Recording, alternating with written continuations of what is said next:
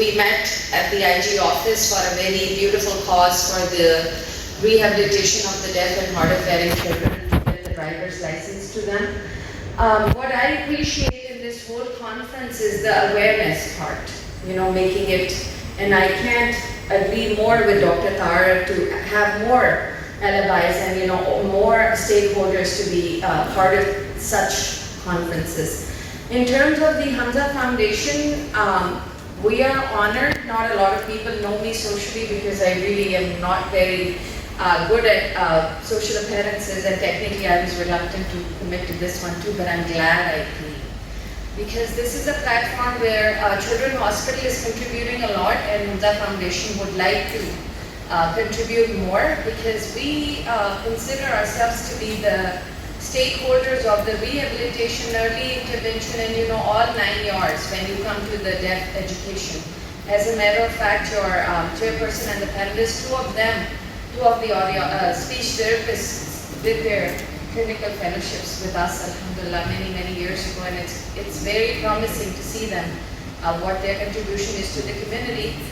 Basically, the Hamza Foundation, what we would like to add, speech is addressed at a very extensive level. I would, being an audiologist, request you to bring out the mapping part of the cochlear implant to the panels like that as well, because being the service provider as the audiologist and the speech therapists, my staff would agree with me that we still encounter a lot of issues when we see the patients who really do not get the appropriate mapping.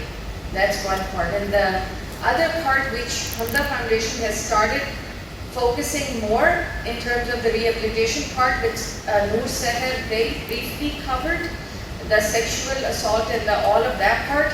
Hamza Foundation is very severely addressing LGBTQ with our deaf children, because that's something, being the Islamic organization, we try not to talk about, but nevertheless, being the parents and the teachers for these children and adults, having our children, we need to openly talk about it so that it becomes a comfortable level for both ends of the picture, so that we can address this instead of suppressing it. The third part, which I really would like to add and request, and the Foundation wants to contribute, is the governing bodies for the continuing education programs for the speech therapists, audiologists, and the special educationists. There is a lack of that. We're working on it for past 2 years. Unfortunately, COVID hit in between, so everything had to be held. Overall, I appreciate the work we are doing, and moving forward from here on.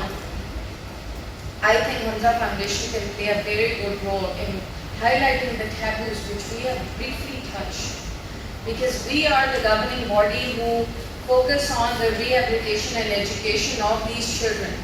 So we know the problems are way deeper and much more multifold.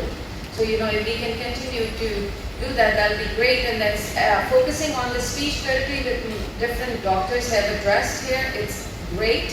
At the same time, language development in terms of these children keeping in mind cochlear implant or hearing impaired, using the hearing aids, because their language is kind of overlooked.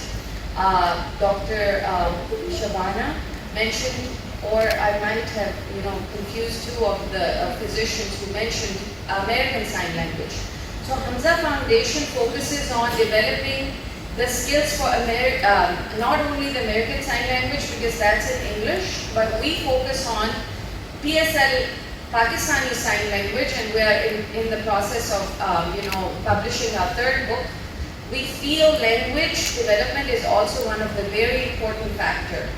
And then the last but not the least, recently we have launched and committed to the Tarbiyah program for these children and parents as teachers from John Tracy Clinic, California, United States of America, serving as the base part. So I thank you all again for taking the time to listening to me and making me part of the panels, and we hope and wish to continue to grow with children, inshallah. Thank you so much. Now, there is a shield distribution ceremony. I will request my worthy chairperson to give shields to our honorable speakers.